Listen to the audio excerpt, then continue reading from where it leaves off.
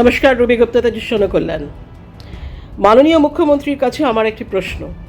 আপনি যখন বিরোধী দলনেতা ছিলেন তখন আপনি বারবার বলতেন যে যারা দুর্নীতির সঙ্গে যুক্ত থাকবে, যারা কুকর্ম করবে, অসামাজিক কাজ করবে, যারা মানুষকে কষ্ট দেবে, সাধারণ মানুষকে কষ্ট দেবে, সাধারণ মানুষকে শান্তিতে জীবনযাপন করতে দেবে না, যারা বিভিন্ন রকমের সামাজিক আর্থিক দুর্নীতি কেলেঙ্কারির সঙ্গে যুক্ত থাকবে, আপনি প্রত্যেককে you will bring them to task. আপনি প্রত্যেককে দেখবেন এবং তাদের যা সাজা হওয়া উচিত, তাদের আইনের আওতায় নিয়ে এসে তাদের যা সাজা হওয়া উচিত সেই সাজা তাদেরকে দেবেন। এটা আপনি বারবার বলেছেন, আমরাও শুনেছি।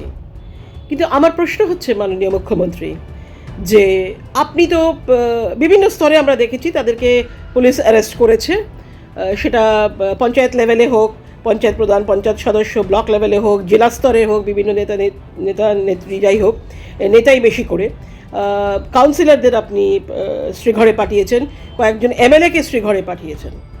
কিন্তু রাঘব বোয়াল যারা ঘুরে বেড়াচ্ছে তাদের আপনি কি করছেন? তাদের ব্যাপারে আপনি আপনি কি স্টেপস নেবেন? ধরুন আমি যদি নাম করেই বলি, ফিরহাদ হাকিম, জাভেদ খান, অরূপ বিশ্বাস, অভিষেক ব্যানার্জি।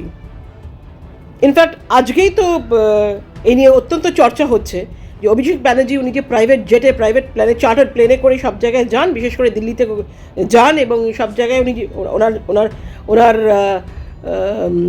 মানে বাহনই বলা যেতে পারে যে চার্টার ফ্লাইট এবং এই ধরনের ব্যক্তিগত বিমানে উনি যান। এত টাকা পান কোথা থেকে? ওনার টাকার উৎস কী?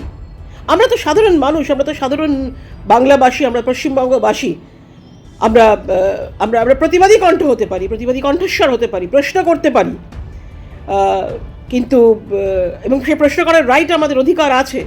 কিন্তু আমরা জানতে চাই যে এই যে মানুষ, এই যে অভিষেক ব্যানার্জির কথা যদি ধরা যায়, এনার এত টাকা, এত এত অর্থ, এত সম্পত্তি কোথা থেকে আসে? উনি কি কাজ করেন? বা উনি কি উত্তরাধিকারী সূত্রে পেয়েছেন, নাকি উনি নিজে অর্জন করেছেন, উপার্জন করেছেন, কিভাবে করেছেন? এই নিয়ে কোনো রকম তদন্ত কেন হচ্ছে না? কী ধরনের তদন্ত হচ্ছে? শুধু তো যায় আর আসে, ডাক দেয় ইডি, সিবিআই, সিআইডি, খালি ডাকে, উনি যান আর আসে। সেই গুরুদেবের, রবীন্দ্রনাথের সে গানের মতো, শুধু যাওয়া আসা, শুধু স্রোতে ভাষা, শুধু যায় আর আসে, যায় আর আসে। কোনো পদক্ষেপ তো কিছু দেখা যাচ্ছে না, নাকি তার এগেইনস্টে সেরকম কোনো ফুল প্রুফই নেই। Let's say about Arup Biswas. Arup Biswas এই নিয়ে তৃতীয়বার যাবেন, উনিও তো দেখছি শুধু যাচ্ছেন আর আসছেন। ফিরহাদ হাকিম বা জাভেদ খানের তাদের এত ইললিগাল অবৈধ সমস্ত নির্মাণ রয়েছে, এত এত অবৈধ নির্মাণ রয়েছে, কিন্তু সেখানে তো কোনো কিছু হচ্ছে না, কোনো তদন্ত হচ্ছে না। উনি যদি আজকে সত্যি করে বিরোধী দলে থাকতেন বা কালীঘাট কালীঘাট তৃণমূলে থাকতেন, এই জাভেদ খান, তাহলে এতদিনে ওনার এই 70টা না 80টা না 90টা না 95টা কতগুলো বিল্ডিং আছে, সেই সব প্রত্যেকটা বিল্ডিং তো ধুলিস্যাৎ হয়ে যেত, একদম বুলডোজার দিয়ে আপনি শেষ করে দিতেন। কিন্তু তাহলে পরে এখন কেন তার সেই বিল্ডিংগুলো কীভাবে, সেই বিল্ডিংগুলো কি বৈধ হয়ে যাচ্ছে বা বৈধ হয়ে গেছে বা বৈধ হয়ে যাবে? কেন তাকে ডেকে জিজ্ঞেস করা হচ্ছে না? কেন তার সমস্ত বিল্ডিং ধূলিসাৎ করে দেওয়া হচ্ছে না? এই বেলায় আপনার বুলডোজার কোথায়? আপনার বুলডোজার এখন এই সময় আপনার বুলডোজার পলিসি নেই কেন? নাকি এর একটি কারণ হচ্ছে যে এরা সমস্ত সোকল ঋতপ্রীত তৃণমূলে চলে গেছে, যারা বেসিক্যালি আপনার মানে বর্তমান সরকারের গৃহপালিত, তাদের কাছে চলে গেছে বলে, সেই দলে নাম লিখিয়েছে বলে কি এদের বিরুদ্ধে কোনো রকম তদন্ত হবে না? এরা আইনের আওতায় আসবে না? এরা তো রাঘব বোয়াল। অভিষেক ব্যানার্জি ছাড়া বাকি যাদের নাম আমি নিলাম, সে ফিরহাদ হাকিমই হোক, জাভেদ খান হোক, অরূপ বিশ্বাস হোক, এরা তো সমস্ত ঋতব্রত দলে, মানে আপনার যারা গৃহপালিত রয়েছেন তারা, এই দলটা তো বেসিক্যালি গৃহপালিত দল। সুতরাং এরা তো আপনার বিরোধিতা করবে না, সক্রিয় বিরোধিতা করবে না, এবং করবে না বলেই, কারণ এখানে যতগুলো রয়েছে প্রত্যেকে টার্নিশড। প্রত্যেকটি এমএলএ যারা এই সোকল ঋতব্রত দলে রয়েছে, মানে বিভাগী দল যেটা অ্যাকচুয়ালি, যারা সোকল কালীঘাটের থেকে আলাদা হয়ে গেছে, হয়ে গিয়ে আপনাদেরই বি টিম তৈরি হয়েছে, এই সমস্ত পথভ্রষ্ট তৃণমূলীগুলো, বেসিক্যালি এগুলো তো সব পথভ্রষ্ট তৃণমূলী, সমস্ত চোরচাপটা, সমস্ত কুকীর্তি করা সমস্ত কুকীর্তি করনেওয়ালা এরা, এই যে পুরো যেটা গ্যাং রয়েছে, মানে এন্টায়ার ঋতব্রত টিম যেটা রয়েছে, সেখানে কি আপনি বলতে চান যে এদের মধ্যে কেউ, সবাই নিষ্কলঙ্ক, সবাই একদম ধোয়া তুলসী পাতা, এদের মধ্যে কেউ নেই যারা এই ধরনের করাপশন, এই ধরনের দুর্নীতির সঙ্গে যুক্ত রয়েছে বা বড় বড় কেলেঙ্কারির সঙ্গে যুক্ত রয়েছে? নামগুলো তো কয়েকটা নাম তো আমি বলে দিলাম আপনাকে, কিন্তু এদের বিরুদ্ধে কোনো তদন্ত হচ্ছে না কেন? এদেরকে শুধু ডাকা হচ্ছে, ছেড়ে দেওয়া হচ্ছে, ডাকছে, যাচ্ছে আসছে, যাচ্ছে আসছে, কিন্তু কোনো রকম স্টেপস নেওয়া হচ্ছে না কেন? এদের বিরুদ্ধে কোনো রকম আইনানুগ ব্যবস্থা নেওয়া হচ্ছে না কেন? কই, এদের তো কখনো অ্যারেস্ট করে?